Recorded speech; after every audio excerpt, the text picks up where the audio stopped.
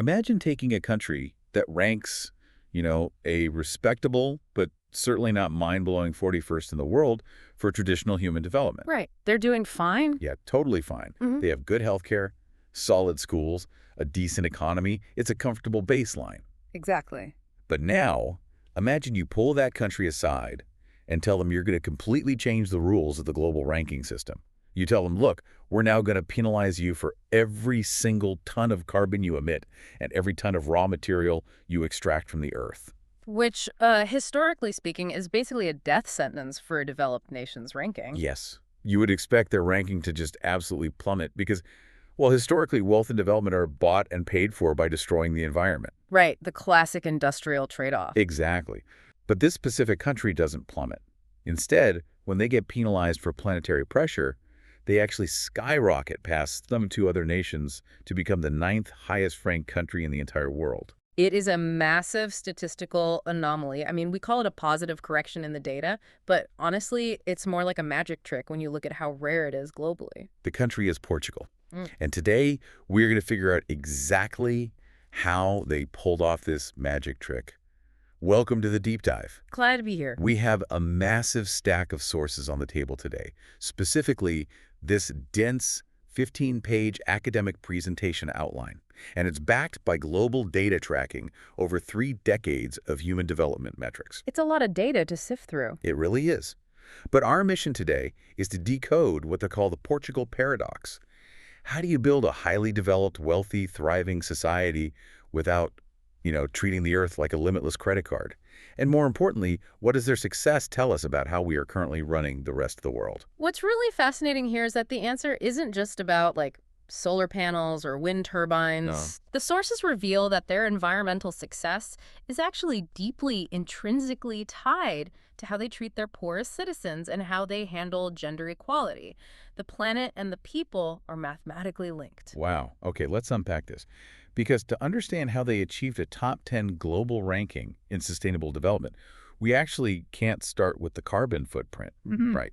We have to start with the human foundation they've been building for the last 30 years. Yeah, we need to look at their baseline. Exactly. Right, because you can't decouple your development from environmental destruction if you aren't, actually developed in the first place.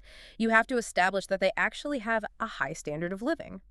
And the data from our sources tracks Portugal's Standard Human Development Index, the HDI, from 1990 all the way up to 2023. And for you listening, just to make sure we're all on the exact same page, the Human Development Index isn't just a measure of GDP. No, not at all. It's not just how much money does this country make. It's a composite score. It looks at life expectancy, so living a long and healthy life. It looks at education, specifically how many years of schooling kids are expected to get and the average years adults actually have.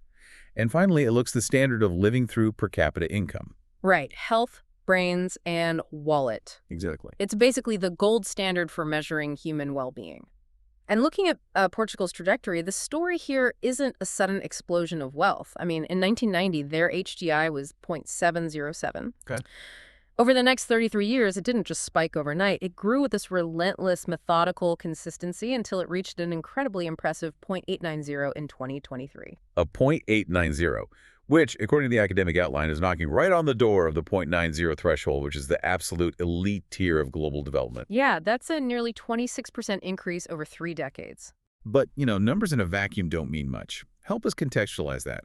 Is a 26% increase over 30 years just standard European growth? Are they just riding the coattails of the European Union? That is a really fair question to ask, but when you pull back and look at the global context, you realize just how significant that 0.890 really is. In 2023, the world average HDI sits at a mere 0.756. Wow. Okay, so 0.756 global average versus Portugal's 0.890. Exactly. They haven't just grown, they have fundamentally separated themselves from the global mean. Yeah, that's a huge gap. It is. The report specifically points to the year 2000 as a critical milestone. That was the year Portugal crossed over the 0.800 mark, officially entering the category of very high human development. So for the last 2 decades, they've been operating in this upper echelon.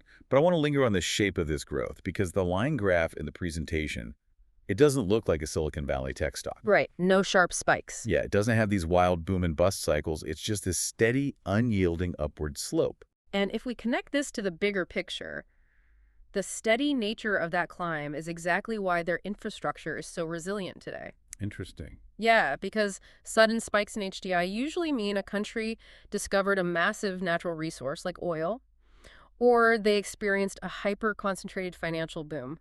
But those kinds of spikes, they rarely translate to deep structural well-being for the entire population. Oh, I see. It's like building a cathedral versus throwing up a skyscraper with cheap steel. That's a great analogy. Right. Like if you suddenly strike oil, your GDP per capita might shoot through the roof, which makes your HDI look amazing on paper.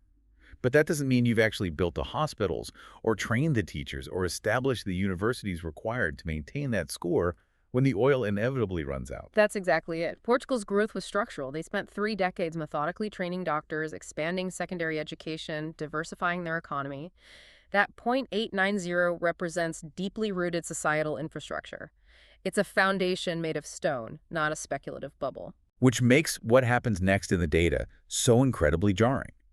Because having a 0.890 HDI is great.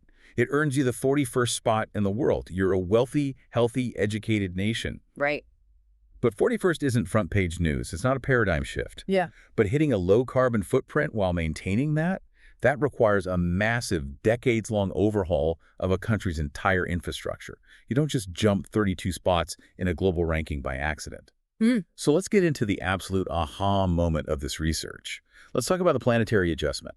This is where the standard HDI gets upgraded to the PHDI, the Planetary Pressures Adjusted Human Development Index. And just conceptually, I absolutely love that this metric exists because it essentially asks, sure, you have a great quality of life, but are you stealing it from the future? That is exactly what it measures.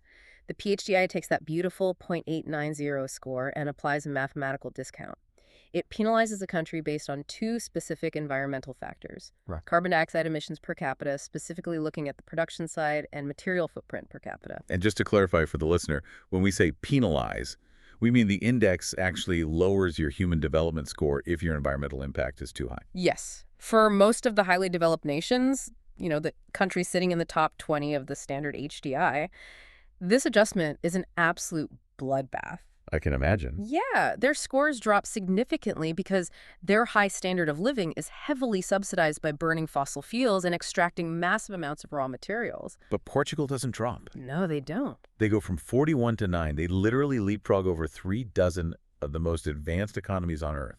How? What do the actual tons of carbon and material look like in the data? Well, let's break down the 2 pillars of that environmental penalty, starting with carbon. In 2023, Portugal's per capita CO2 emissions on the production side sit at 3.633 tons. 3.633 tons per person.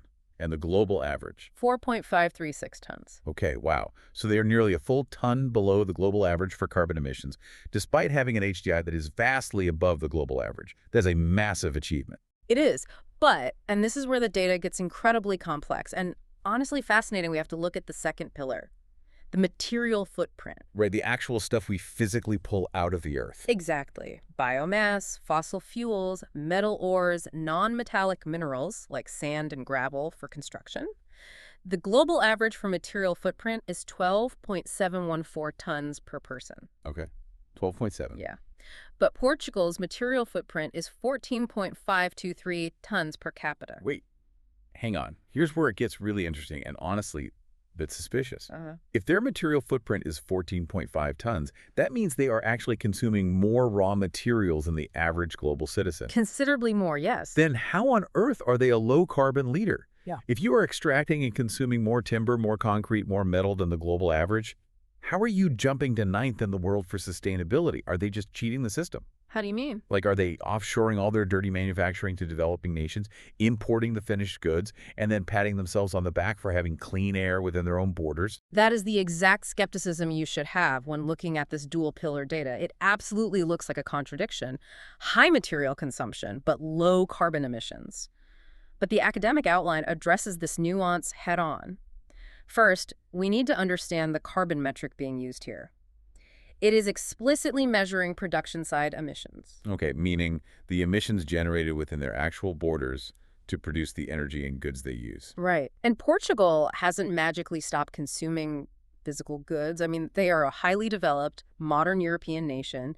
They're building high-speed rail, constructing modern housing, driving cars, using advanced electronics. That physical development requires stuff. It requires lithium, steel, concrete. Yeah, that makes sense. That is exactly why their material footprint is high. They aren't living in some pre-industrial agrarian utopia. So they are actively consuming the raw materials of a highly developed nation. Yes. But what they have done, and this is the absolute core of the PHDI miracle, is that their domestic energy and production infrastructure is hyper-efficient.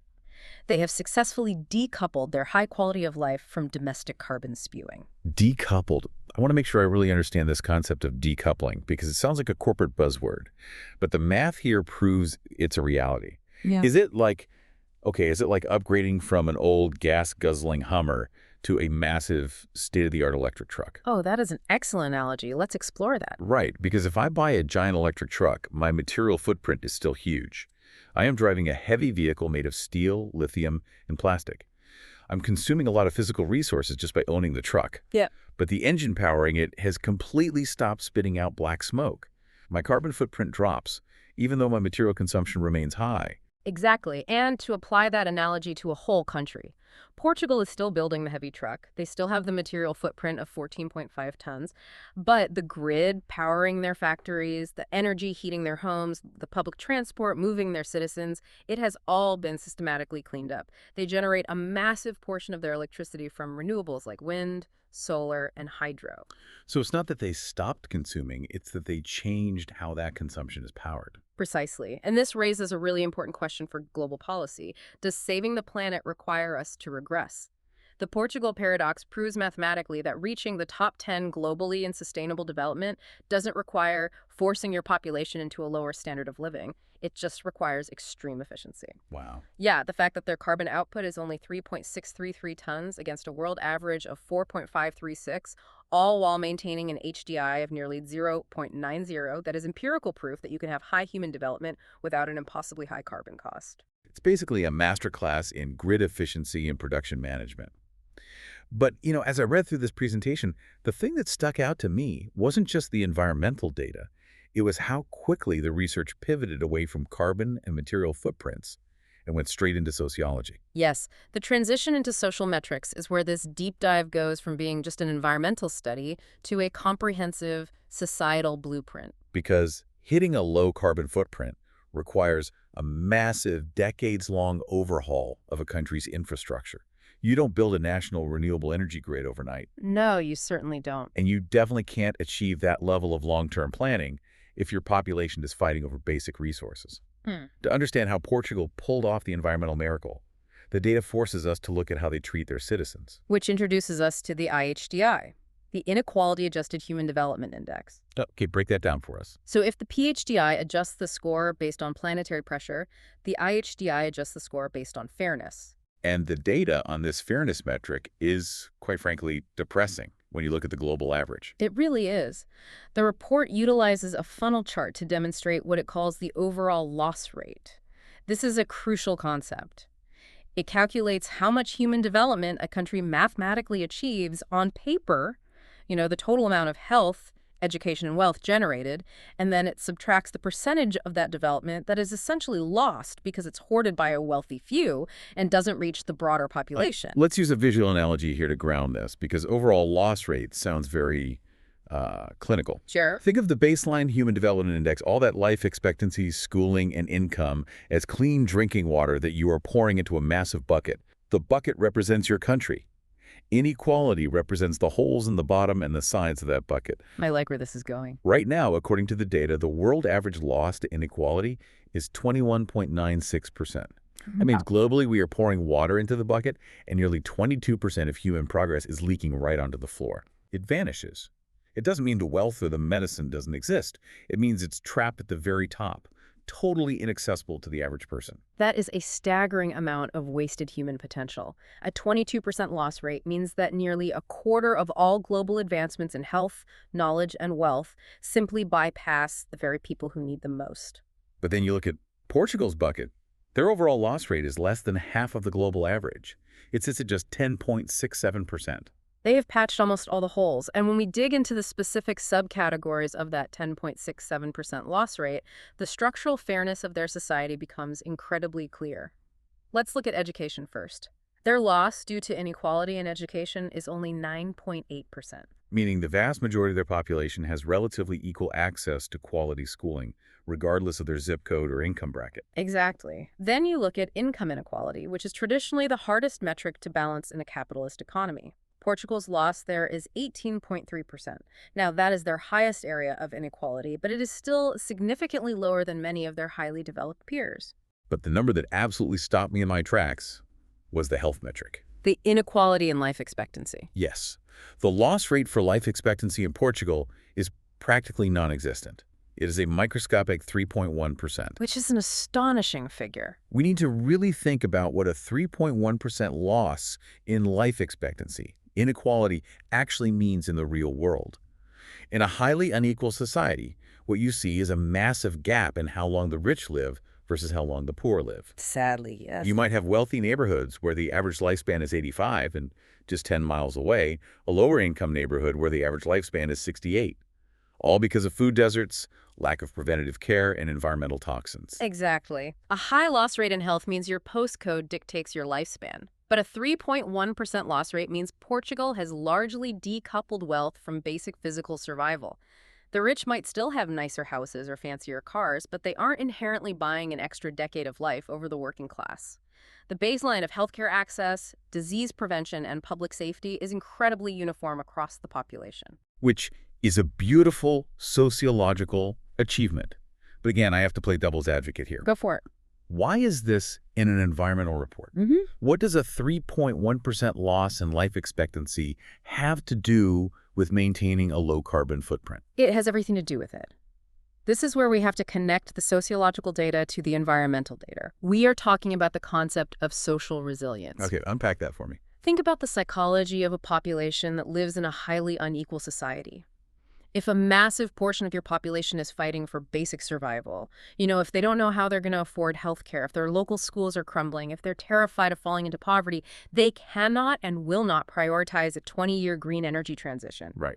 They simply don't have the cognitive bandwidth or the financial security to care about carbon emissions. That makes perfect sense. If my roof is caving in today and I can't afford to take my sick kid to a doctor, I do not care about the global carbon footprint of my country's energy grid. I just need a cheap fix right now. I need immediate economic relief, even if it means burning coal to get it. Exactly. Environmentalism at a macro policy level requires a population to have a long-term perspective.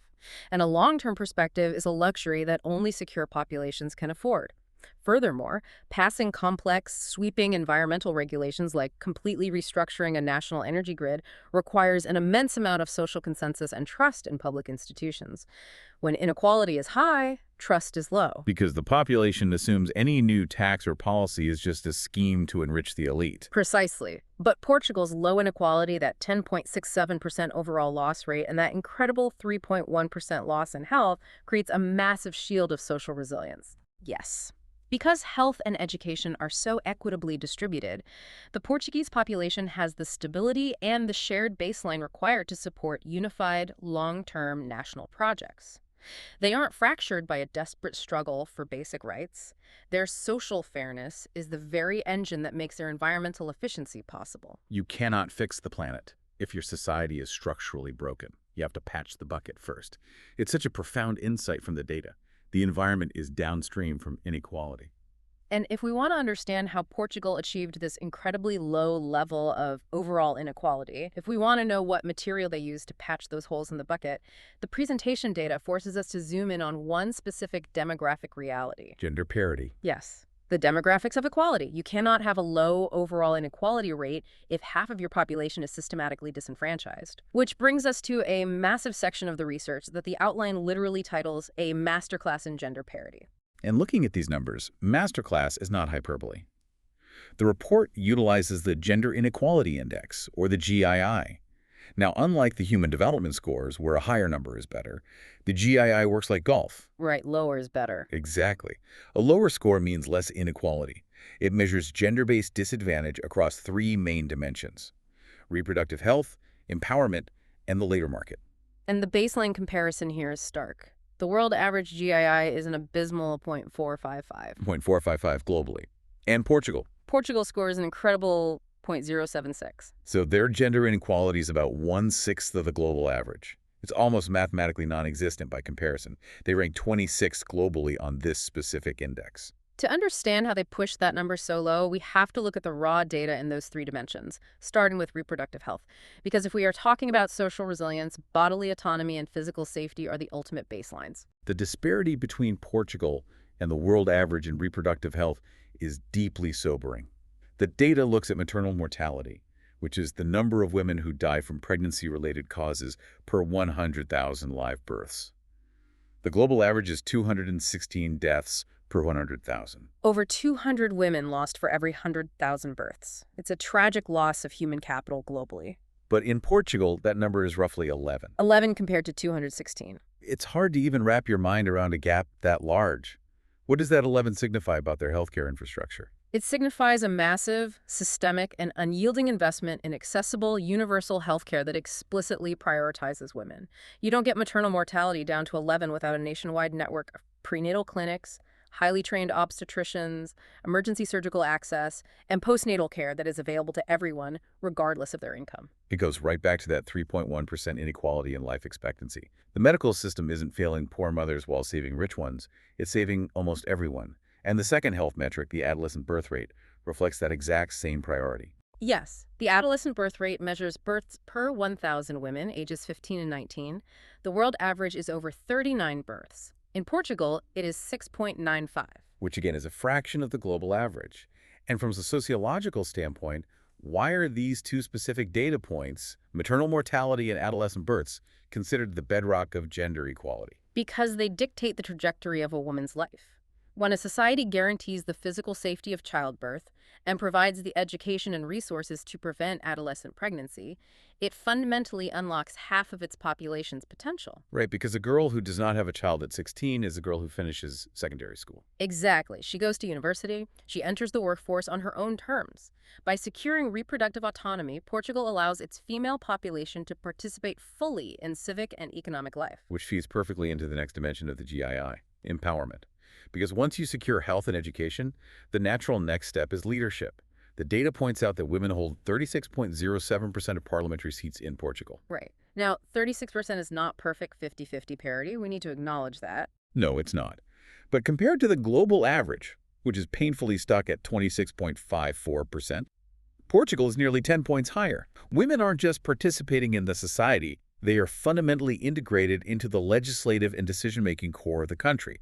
They are helping write the rules. And this is where all these pieces, the low carbon grid, the universal health care, the political representation start to coalesce into one overarching metric. We've talked about the HDI, the PHDI, the IHDI, and the GII. But the presentation culminates this gender analysis with one final, deeply fascinating index, the GDI. The Gender Development Index. This is the stat that genuinely made me sit up in my chair because mathematically it feels almost impossible. It really does. The GDI takes the standard Human Development Index, the health, education, and income we talked about at the beginning, and it calculates it separately for men and women and then compares them. It basically answers the question, is human development in this country symmetrical? And the report highlights that for 2023, Portugal has achieved a literal perfect score, a GDI of exactly 1.000. Which places them firmly in Group 1, the highest possible classification for equality in HDI achievements between men and women. The female HDI in Portugal is 0.890. The male HDI is exactly 0.890. It is a perfect statistical mirror.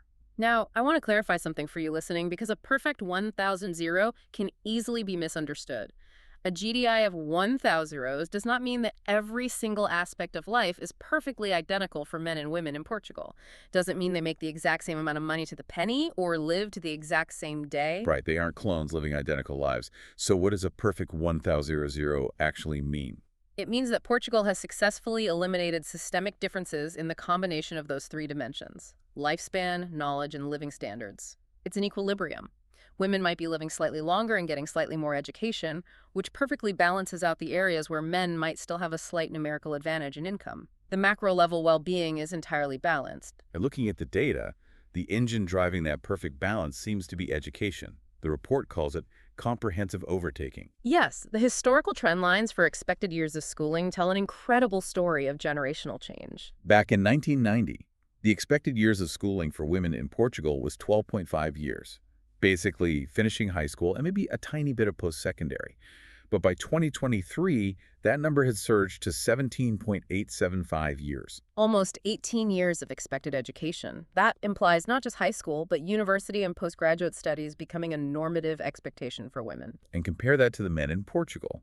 In 2023, the expected years of schooling for men sits at 17.11 years. Women have completely surpassed men in expected educational attainment. 17.8 years for women, 17.1 for men. It is a total paradigm shift from just a few decades ago. And this perfect macro balance, this 1.00 GDI, is the true engine of their social stability. Think about it in terms of human capital. If you're a country trying to navigate the complex economic and environmental challenges of the 21st century, you need all the brainpower you can get. Absolutely. If you systematically hold back women, you are essentially bench-warming half your team. Portugal is playing with their full roster. That is exactly right. When female human capital is fully utilized, the entire society's capacity to adapt, to innovate, to restructure an energy grid, to build new industries is doubled. But Uh-oh. I hear a but coming. there is a massive but here. As glowing as these numbers are, as incredible as that 1.00 perfect score is, I have to push back on the data. Because Section 5 of this presentation outline is literally titled The Last Bastion of Inequality. The deep dive revealed one glaring, stubborn weakness in the Portugal model that honestly makes me question how the GDI can be a perfect 1.000. You are looking at the economic gap. Yes, the income and labor data. And I really demand an explanation for this because it feels entirely contradictory to everything we just discussed. If women in Portugal are living longer, if their reproductive health is intensely safeguarded, if they have nearly 10% more representation in parliament than the global average, and if they actually have more expected years of education than men, why is there still a massive income gap? It is the ultimate paradox within the paradox. Let's look at the exact numbers you're reacting to. Okay, let's look at the gross national income, or GNI, per capita. This is adjusted for purchasing power. For women in Portugal, the GNI per capita is $36,435. For men, it sits at $46,151. That is roughly a $10,000 gap. A $10,000 difference. Yeah. And labor force participation follows the same depressing trend. Women are participating in the formal labor force at a rate of 55.56% compared to 63.89% for men. Nearly an 8% gap in participation. Right. So how does a society that perfectly equalizes health and aggressively empowers women in education fail so spectacularly at equalizing their paychecks? This raises one of the most important questions in modern sociology and economics. How can educational capital fail to translate perfectly into economic capital? Exactly. Why doesn't a master's degree automatically equal the same paycheck regardless of gender? What we are seeing in Portugal's data highlights the incredibly sticky nature of legacy economic structures. Meaning what? That the old boys club is just harder to dismantle than a university admissions office? Essentially, yes. Formal state-run systems like public schools, universities, and national healthcare systems are much easier to democratize through policy. A government can mandate equal access to education, it can build a universal health clinic, and Portugal did that brilliantly. Right. But the labor market is a chaotic, decentralized web of private companies, cultural biases, and deeply ingrained societal expectations. It's easier to ensure a young girl gets to go to college than it is to ensure she gets promoted to a C-suite position at a private firm 20 years later. Precisely. And the data points to two specific mechanisms driving this $10,000 gap.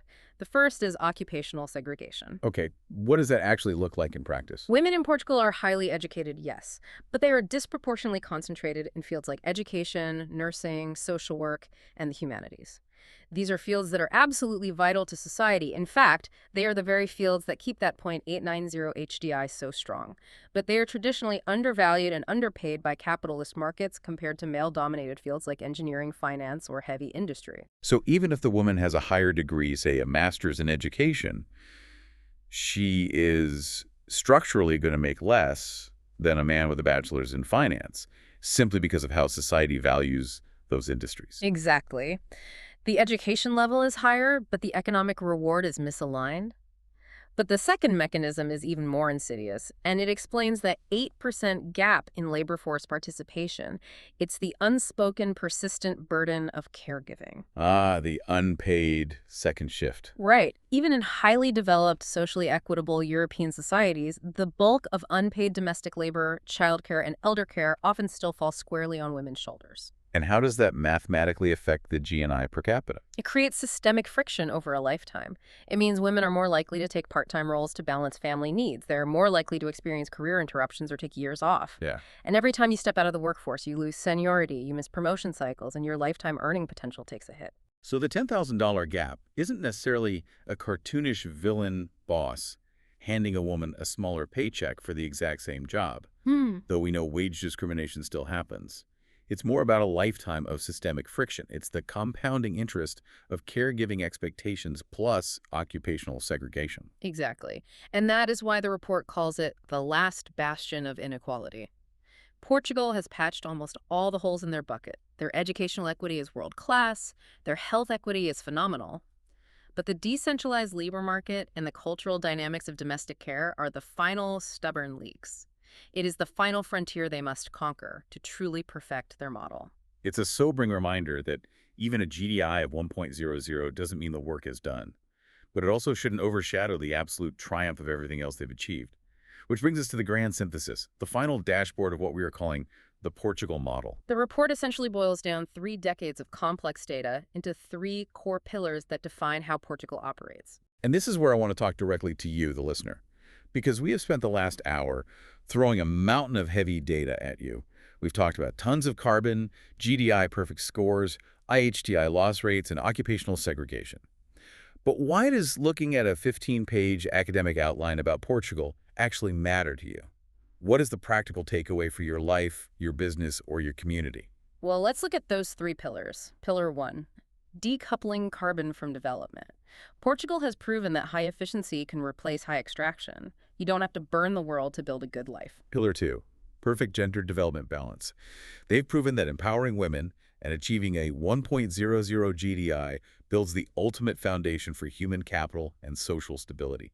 You cannot win the future by benching half your team. And pillar 3, a low tolerance for overall inequality. They've proven that minimizing the loss rate in health and education, patching the holes in the bucket, creates the societal trust and resilience needed to tackle massive multi-decade challenges like climate change. Whether you are managing a massive multinational company, building a local community organization, or just navigating the modern world as an engaged citizen, the lesson here is profound. The lesson is that efficiency and fairness are not mutually exclusive. In fact, the data argues that they feed each other. Fairness enables efficiency. Exactly. Portugal proves that you don't have to be the absolute richest, most dominant, aggressive entity on the planet to win. Remember, they ranked 41st in traditional wealth and human development, but they are arguably one of the most sustainable, fair, and future-proof entities on Earth, leaping to 9th when you actually count the cost to the planet. They are outperforming their raw wealth through sheer structural efficiency and equity. It is a model of doing more and doing better with what you have, rather than just endlessly consuming more resources. And as we wrap up this deep dive into the numbers, I want to leave you with a final provocative thought to mull over. We just spent this time looking at how a country's global ranking changes dramatically, literally flipping the global hierarchy upside down when we deduct the cost to the planet and the cost to social fairness. It completely redefines what it means to be a successful or developed nation. It does. So what if we applied that exact same metric to the rest of the world? What if we ranked the world's most profitable, powerful corporations not by their gross revenue, but by their planetary and social pressure-adjusted revenue? How many tech giants or retail monopolies would plummet from the top 10 down to the bottom tier? Or to bring it even closer to home. Exactly. What if we applied that metric to our own personal definitions of success? Think about the people you admire, or the career goals you are chasing. If you adjusted your own life's ranking to account for the planetary pressure you create and the social equity you foster in your own community, would your ranking go up like Portugal's? Or would it plummet? It makes you look at the traditional, predictable hierarchy of success and realize that maybe we've been measuring the race all wrong. Maybe the goal isn't to be the richest person on a dying planet. Maybe the goal is to build a cathedral.